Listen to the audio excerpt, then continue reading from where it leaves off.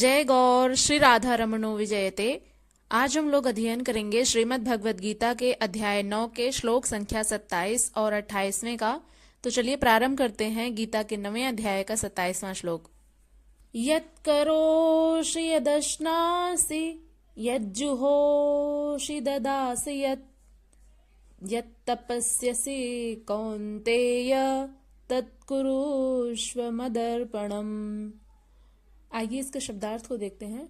यत अर्थात जो, करोश माने तुम करो, यत माने जो कुछ भी, अश्नासी अर्थात तुम खाओ, यत माने जो कुछ भी, जुहोशी अर्थात पवित्र अग्नि में अर्पित करो, ददासी अर्थात भेंट के रूप में दो, यत माने जो कुछ भी, यत अर्थात जो कुछ, तपस्यासी अर्थात तपस्या करो, कौन्तेय अर्थात हे कुंती पुत्र अर्जुन, तत् माने उसे, कुरुष्व माने करो, मद अर्पणम यानी मुझे अर्पण करो। तो ये रहा शब्दार्थ। आइए अब इसके अनुवाद को जानते हैं मित्रों। भगवान श्री कृष्ण अर्जुन से क्या कहना चाह रहे हैं इस श्लोक के माध्यम से समझेंगे। भगवान श्री कृष्ण कहते हैं, हे कुंती पुत्र, तुम जो कुछ भी करते हो, जो कुछ भी खाते हो, जो कुछ भी पवित्र अग्नि में आहुति देते हो और जो कुछ भी दान देते हो तथा जो भी तपस्या करते हो उसे मुझे ही अर्पित करो। मित्रों, कल के श्लोक में हमने पढ़ा था, भगवान श्री कृष्ण अर्जुन से कह रहे थे कि जो कोई भी भक्त मेरे लिए प्रेम पूर्वक भाव से पत्र, पुष्प, जल इत्यादि अर्पित करता है, मैं उसके भाव को ग्रहण करते हुए उसके द्वारा लाई गई चीजों को ग्रहण करता हूँ, सहर्ष स्वीकार करता हूँ। तो और कहा था उन्होंने कि मैं उसको प्रीति सहित खाता हूँ। और इस श्लोक में कह रहे हैं भगवान कि हे अर्जुन, तुम जो कुछ भी कर्म करते हो, जो कुछ भी खाते हो, जो कुछ भी यज्ञ में हवन करते हो, आहुति देते हो, जो कुछ भी दान देते हो तथा जो तपस्या करते हो, वह सब मेरे अर्पण करो, यानी मुझे ही समर्पित करके यह सब अपना कर्तव्य तुम करो। कहने का भाव यह है मित्रों कि भगवान श्री कृष्ण अर्जुन से भी यही कह रहे हैं और कहीं न कहीं हम लोगों से भी यही कह रहे हैं इस श्लोक के माध्यम से कि हे मेरे भक्तों, मेरे प्रिय, मेरे प्यारों, तुम जो कुछ भी करते हो वह मुझ में ही समर्पित करके करो। यानी जो कुछ भी हम अपना कर्तव्य करते हैं उन सबको, और जो कुछ भी हम खाते पीते हैं, जो कुछ भी हम ग्रहण करते हैं, कुछ भी सोते जागते समय, अपनी पढ़ाई करते समय या फिर अपना कोई काम है उसको करते समय और स्नान ध्यान करते समय, जो कुछ भी निरंतर भगवान का ही चिंतन करते हुए उन्हीं को ही सब कुछ अर्पित करके अपने कर्तव्य को हमें करना चाहिए। ऐसा भगवान श्री कृष्ण इस श्लोक के माध्यम से हमें बता रहे हैं।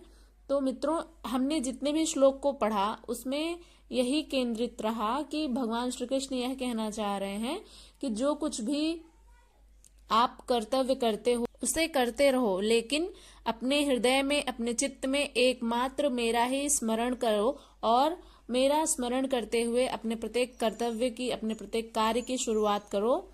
तो इस श्लोक में भगवान ने कहा कि जो कोई भी भक्त मेरे लिए पत्र, पुष्प, फल, जल इत्यादि अर्पित करता है, मैं उसे सहज ही सुलभ हो जाता हूँ और उसके द्वारा दिए गए जो चढ़ावे हैं उसको प्रीति सहित खाता हूँ। और इसमें कह रहे हैं कि हे अर्जुन, तुम जो कर्म करते हो, जो खाते हो, जो भी हवन करते हो, जो दान देते हो, जो तपस्या करते हो, वह सब कर्म मेरे ही अर्पण कर दो, यानी मुझ में ही समर्पित रह करके तुम अपना कर्तव्य करो। तो आइए अब अगले श्लोक की तरफ बढ़ते हैं। भगवान श्री कृष्ण इसमें क्या कह रहे हैं। अब मित्रों, इसको थोड़ा सा और सरलता समझने का प्रयास करते हैं। इसमें भगवान श्री कृष्ण ने यह कहा है कि जैसे हमें अपना जो कर्तव्य है उसको तो करना ही है, लेकिन उसके अतिरिक्त अब क्या करेंगे भगवान, वह सब कह रहे हैं कि मुझे अर्पण करके अर्थात मेरे प्रति समर्पित होकर यह सब कर्तव्य करो। समर्पण करने से योगक्षेम की जिम्मेदारी भी मैं ही लूंगा। यानी अभी हमने इसके 2-3 श्लोक पहले पढ़ा था कि उसमें भगवान श्री कृष्ण ने कहा था कि मैं योगक्षेम के माध्यम से अपने भक्तों की रक्षा करता हूँ। तो जो कुछ भी उनके पास रहता है उनकी रक्षा करता हूँ और जो कुछ भी नहीं है उसकी कमी को मैं पूरा करता हूँ। तो इसलिए योगक्षेम की जिम्मेदारी भी भगवान श्री कृष्ण कह रहे हैं कि वह मैं ही लूंगा। अब आइए अगले श्लोक की तरफ बढ़ते हैं। गीता के 9वें अध्याय का 28वां श्लोक है।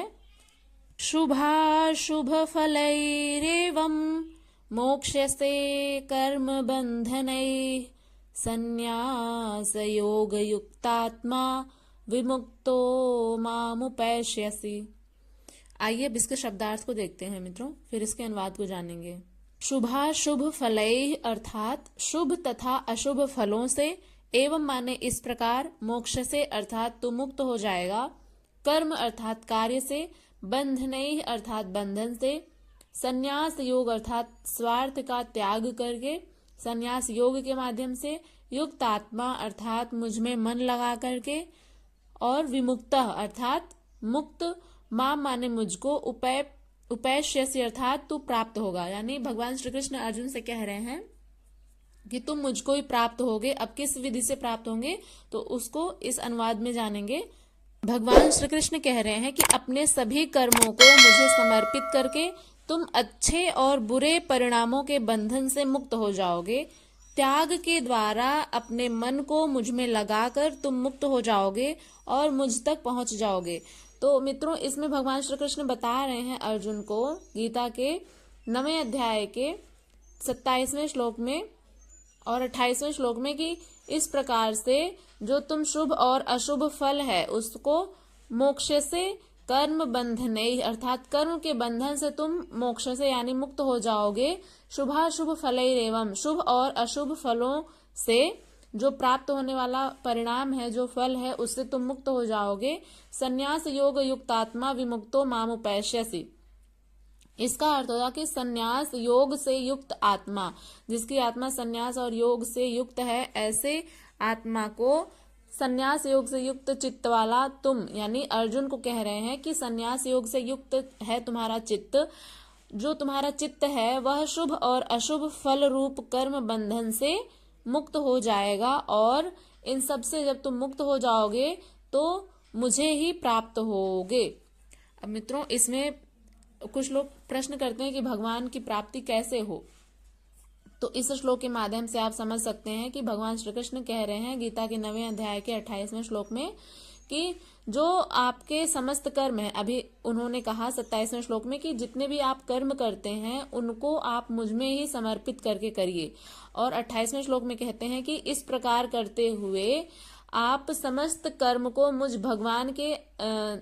भगवान में ही समर्पित करके करोगे, तो उससे क्या होगा कि जो आपका संन्यास योगी रूपी चित्त है, जो वह शुभ और अशुभ फल रूप कर्म बंधन से मुक्त हो जाएगा, और उनसे मुक्त होकर तुम मुझे ही प्राप्त होगे।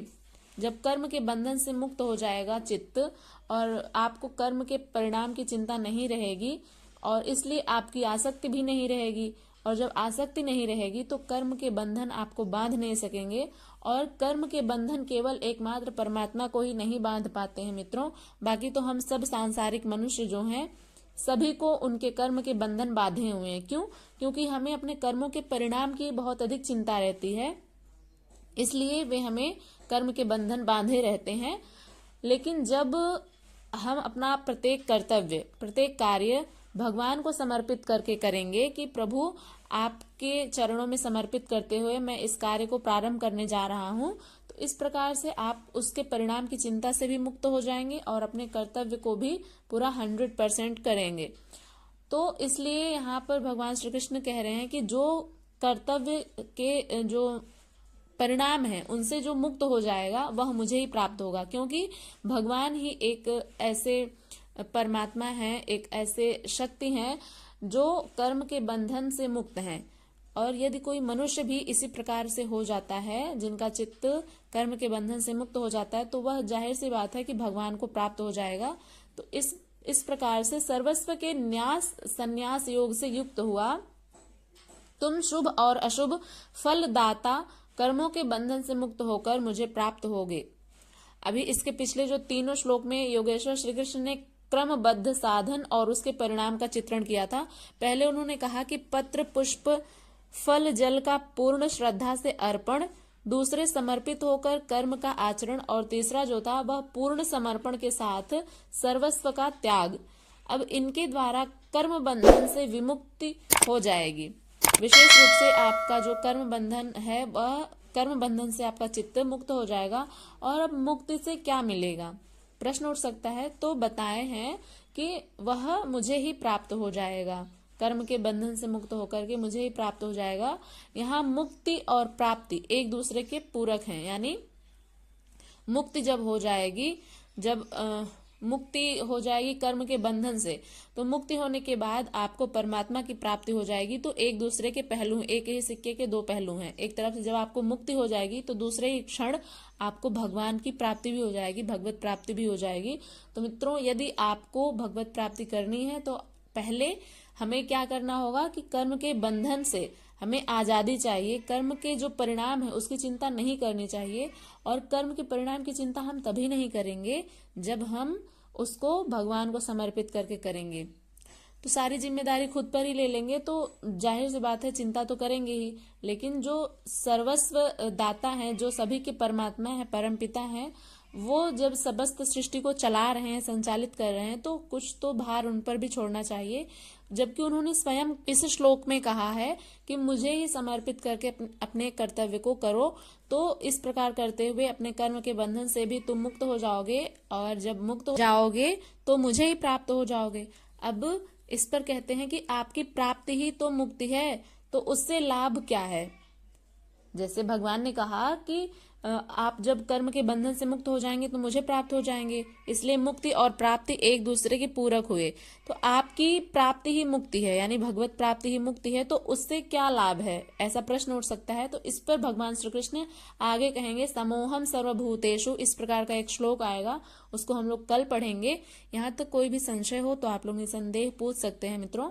और इस वीडियो के बारे में अपना फीडबैक जरूर दीजिएगा। इसे अपने मित्रों तक अवश्य ही शेयर करिएगा, ताकि हमारा जो उद्देश्य है गीता के ज्ञान का प्रकाश प्रसार करना, जिससे कि हमारे हृदय में जो अज्ञान रूपी अंधकार है उसको दूर किया जा सके, ऐसा मेरा प्रयास है मित्रों। इसमें आप अपनी भी सहभागिता दिखा सकते हैं, तो इसको शेयर करिए, बहुत अधिक से अधिक लोगों तक ये वीडियो जानी चाहिए।